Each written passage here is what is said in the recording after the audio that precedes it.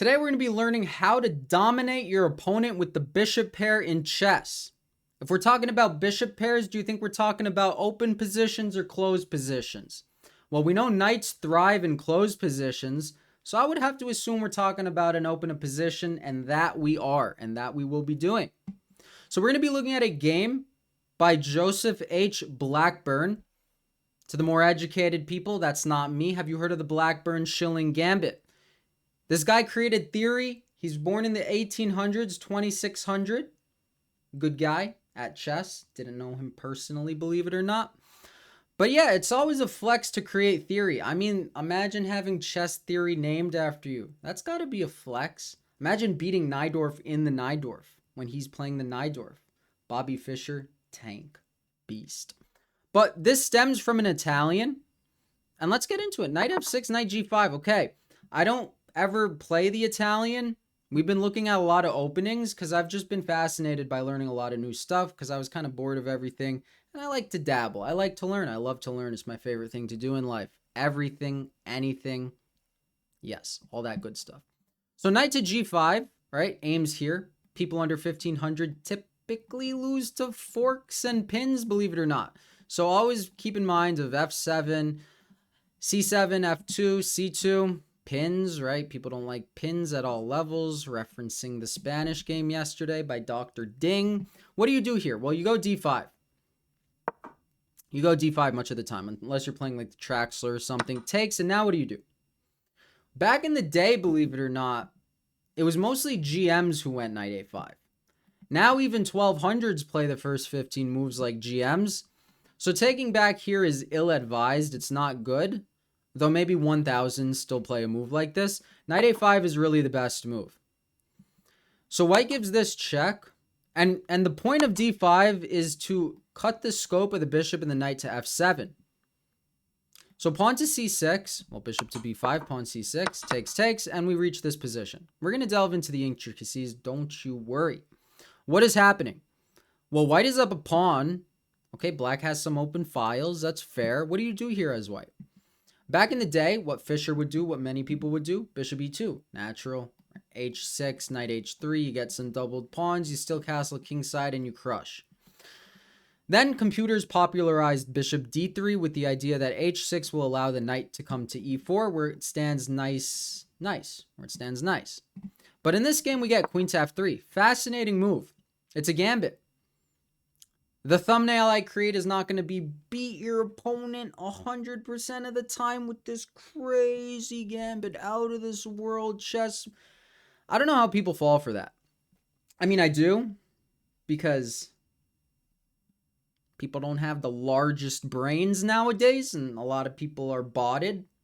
Don't fall for thumbnails, right? If you fall for thumbnails, you're probably the type of person that falls for the tricks that women deal you day in and day out. Don't be that guy. It's not a good place to be. So queen to f3. Okay, what does this move do? Tricks and traps. They exist in life. They exist in chess. So queen f3, pawn c6. That pawn is pinned, right? So boop, boop. The main move here is rook to b8, gaining a tempo. Well, yeah, gaining a tempo on the bishop, unpinning yourself. You might be like, I don't get it. They're just going to take. Well, yes, but takes, knight d7. Gaining a tempo on the knight. The coordination is not so great for white. There's a lot of open lanes, open lines.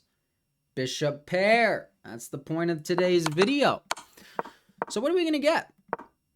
You can also play other moves like bishop to e7 or some such. But we get takes.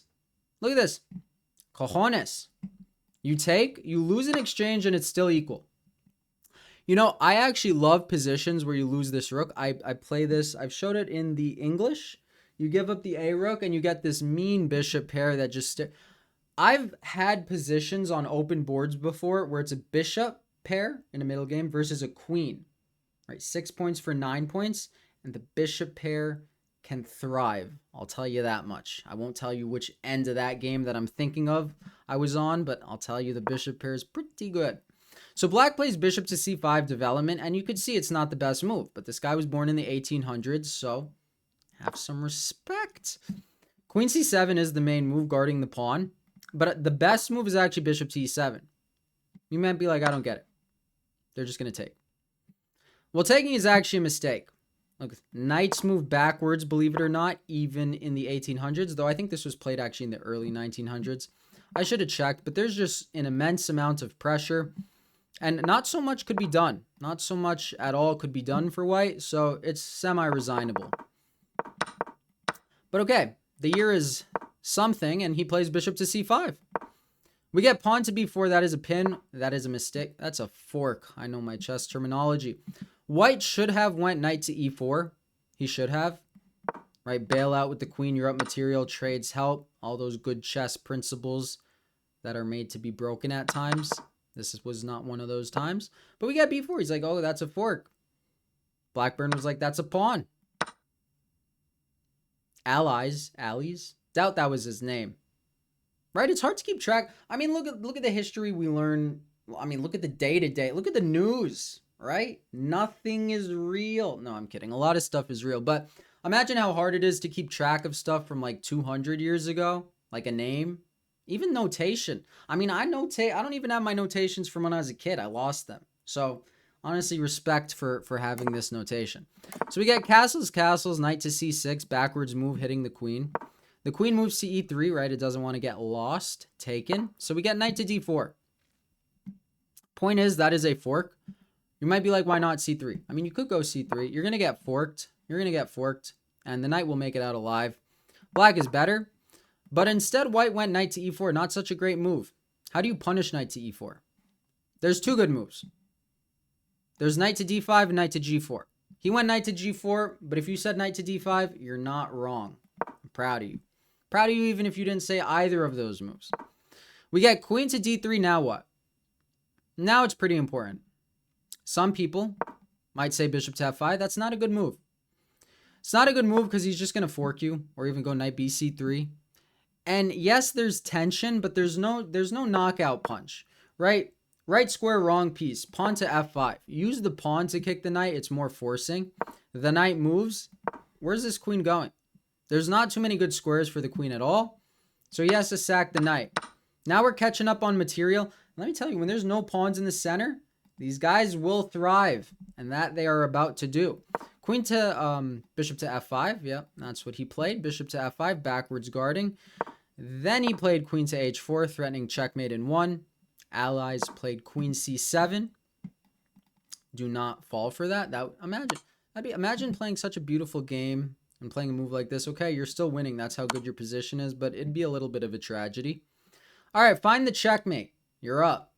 Forcing checkmate. There's many, but I like the one that he chose. Knight to e2, right? This is reminiscent of many puzzles you see nowadays. When the knights coordinate, crazy stuff happens. What do you do now? You take on f2. Is that what you said? Very good. Did you say with the queen or the knight? The queen? I hope so. Queen takes f2. The point is, if rook takes, knight takes, that is checkmate. And if the rook moves away, how do you win? Checkmate in 2. Queen g1, rook takes, knight f2, smothers mate.